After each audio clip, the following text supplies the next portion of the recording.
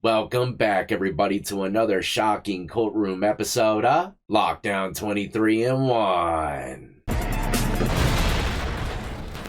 That's right, shocking it is. Today we're going to witness a defendant get sentenced for crimes against his own daughter. I know all you fathers out there, mothers, it's unfathomable, huh? To the majority of us, but there are a rare few out there that do these diabolical activities. And today we're going to witness one of them get sentenced for it. So let's get right into it, ladies and gentlemen. If you're new to the channel and enjoy all things lockup and crime related, then this is absolutely where you need to be. Hit that like, subscribe, notification bell before you leave. And check out my beautifully assorted playlist with many more videos for you to start watching today. All right, Mr. Mastandrea, go ahead.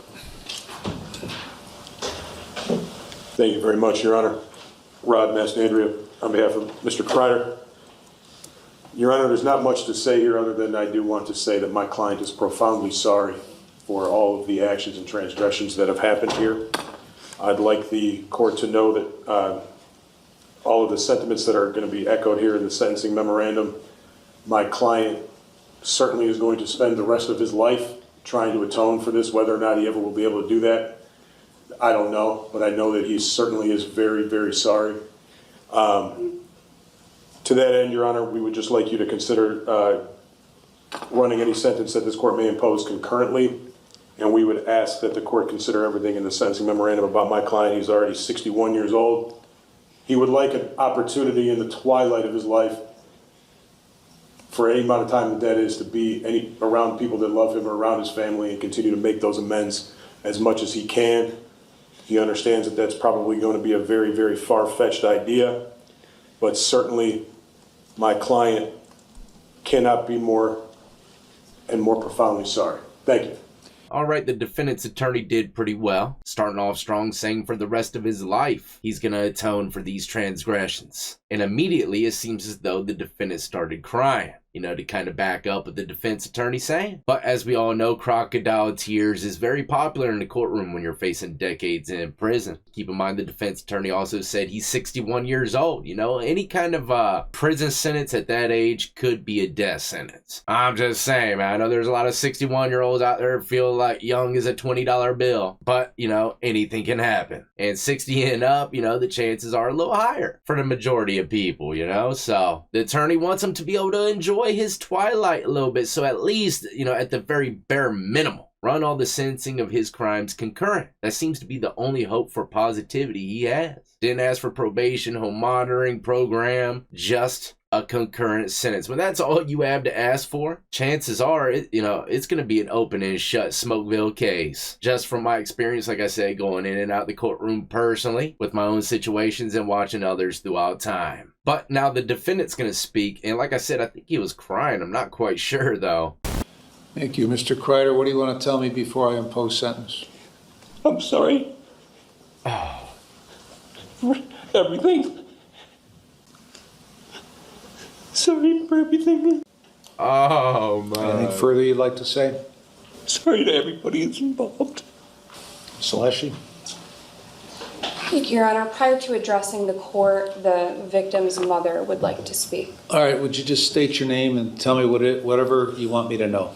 See that, ladies and gentlemen? Facing prison time makes these 60-year-olds whimper like a 5-year-old. But now the judge is going to hear a victim impact statement, and I don't put these on my channel just because, they're a little more personal. But now we're going to hear from the state, and typically, they break down the situation and how much time the defendant should get in prison. And look, the judge takes, their consideration highly. Typically, from everything that I've seen, they usually go right around what they're asking for. If not, it's usually only like under or over a year or two. Thank you, Your Honor. In this case, it's difficult to imagine how this could be much worse. The defendant was the victim's biological father, someone who should love, protect, and care for the victim at all costs. And the victim was, and still is, just a child. She was someone who was vulnerable, dependent, and trusting of the defendant. And instead of being the parent, the man that he should have been, he abused her. And this went on for years.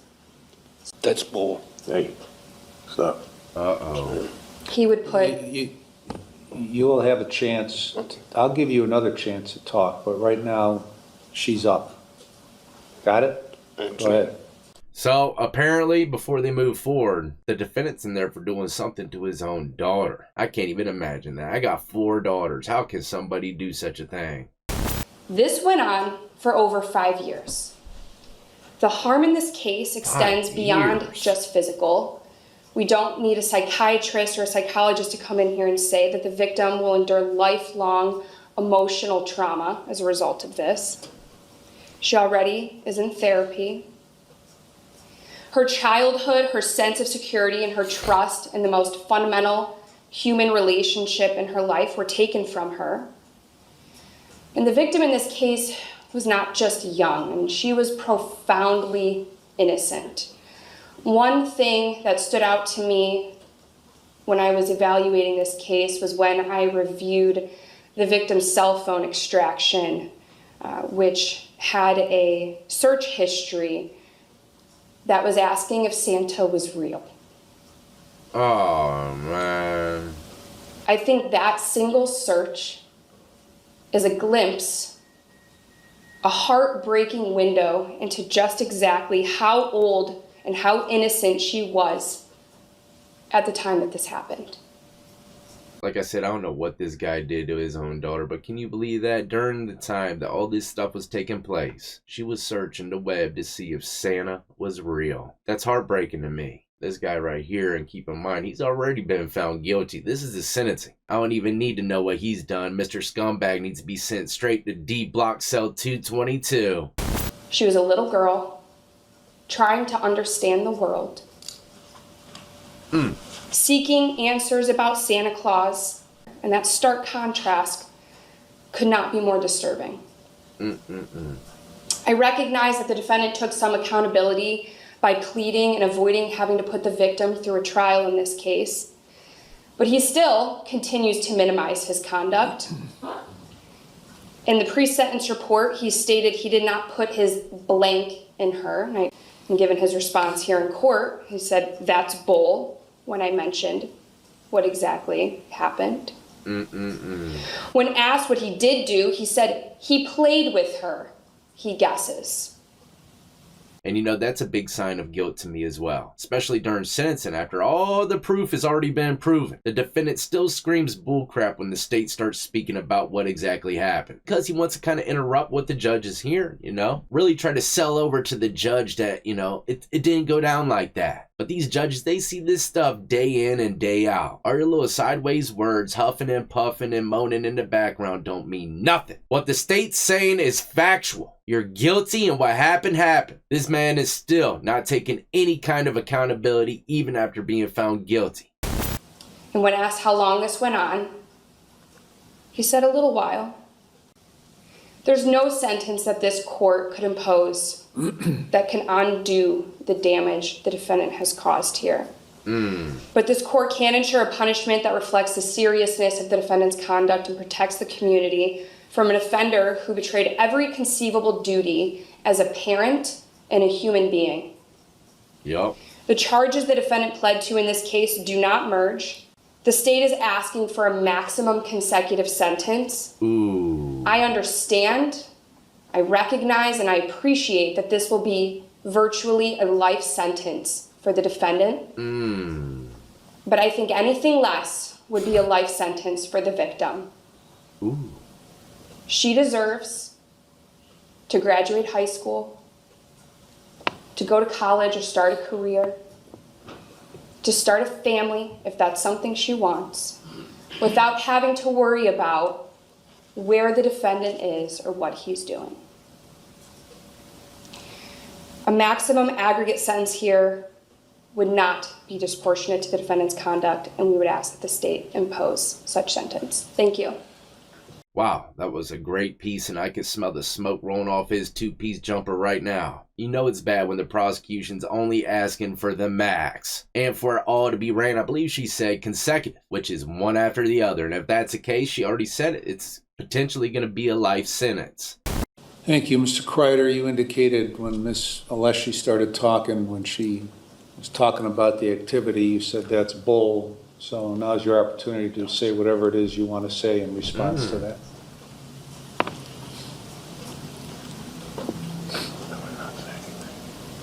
No. What? No. No? Oh.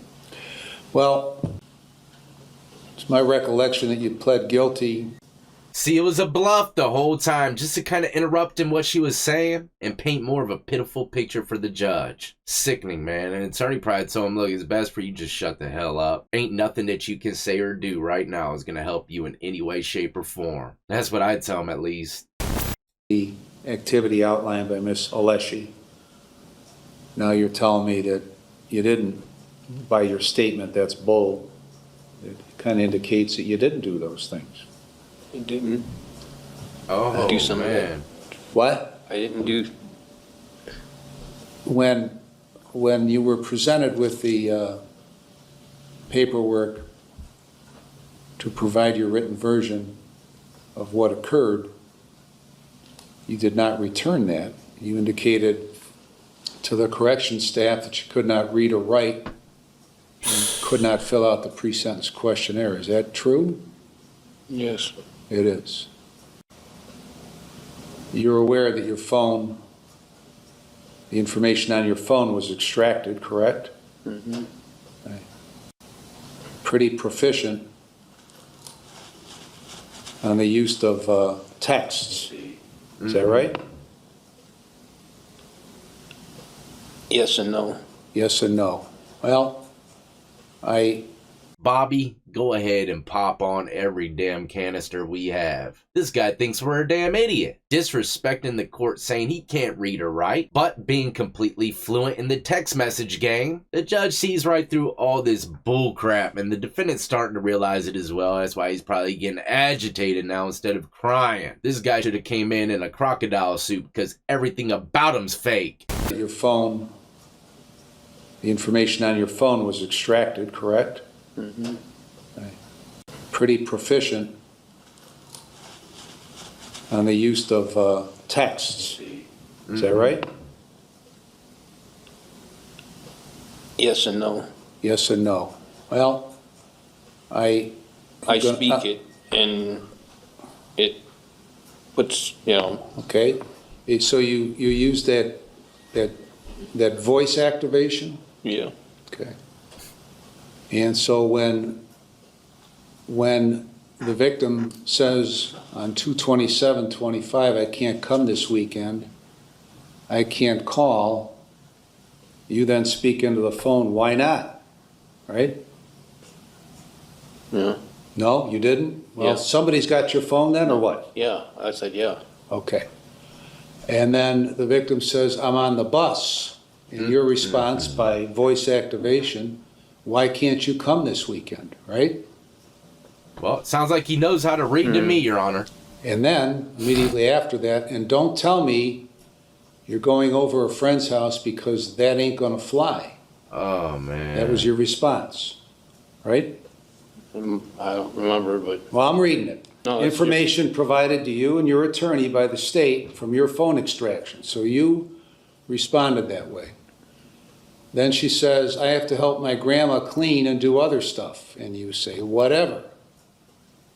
Victim, I do not know why you are getting mad. Question mark. Because it happens all the time. Victim, I'm going to bed because I have a headache and I'm very tired. Good night. Your response? Good night. So you seem to be able to read exactly what she's texting to you before you respond, because all your responses are appropriate for the nature of the conversation. Isn't that correct? yes. Okay. So you can read. No, I can't. You can't. It my reads God. it to me. Okay. Oh, All right. wow. I can't even hear no more details on this case. You know, he victimized his own daughter. Let's find out what exactly the judge has in his store. Anything else you want to say? All right, I've reviewed the pre-sentence report. Reviewed the victim impact statement. I've listened to Ms. Rux. You can remain seated. All right. Yeah, Sorry, Judge. remain seated. All right. I have reviewed and considered all the information in the sentencing memorandum, considered what the defendant has said, what Mr. Mastandrea has said, what Ms. Alessi has said. Bobby, cue it.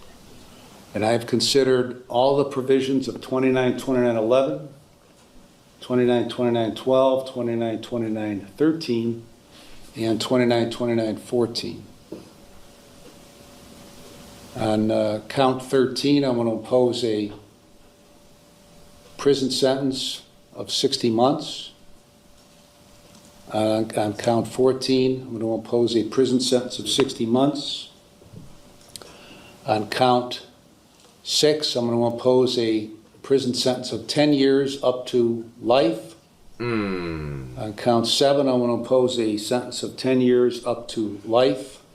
And these sentences will be consecutive to one another. And that's because consecutive service is necessary to protect the public from future crime by you and for the appropriate punishment. Welcome to And they are Sizzlers. not disproportionate to your activity that you engaged in. Smell it, buddy. If I heard it correctly, he got one 60-month sentence, another 60-month sentence. And keep in mind, 60 months sounds good, doesn't it? That's how the feds deal out time in months. You get like 300 months. Oh, they ain't that bad. Do the math, man. 60 months is like 6 years, right? So he's already got to do 6 years, then another 6 years because it's all ran consecutive. They're not combined, right? So you got to do the 60 months, then the 60 months, then the 10 years to life. And then after that, another 10 years to life. I mean, he'll be what? Well over 100 years old by the time that takes place. This dude, if I were to bet it all, my house and everything I own will never be seen the streets again. If I were to guess, chances are I could be reading an article later on down the road about this dude, man, getting into the mix in the cell block, finding him in his cell unresponsive. But that's a wrap, ladies and gentlemen. Hopefully you enjoyed today's courtroom episode. Not too much to learn from it because, you know, the majority of us is not committing these kind of crimes, especially on our own children. One thing's for sure, though, these defendants can't be pulling the wool over the judge or our eyes. We can see right through it. But prayers go out to that little girl. Hopefully she can enjoy life to the fullest, even though she went through a situation like this. But I'm out of here, ladies and gentlemen. I'm going to go enjoy this beautiful East Tennessee weather. If you did enjoy, hit that like, subscribe, notification bell before you leave. Help me make it to that 10 milli. And stay tuned. I believe when I get that gold plaque, I'm going to have a little celebration in store, a live stream giveaway. Either way, until the next time, y'all be easy, be safe, and more importantly than anything, stay free.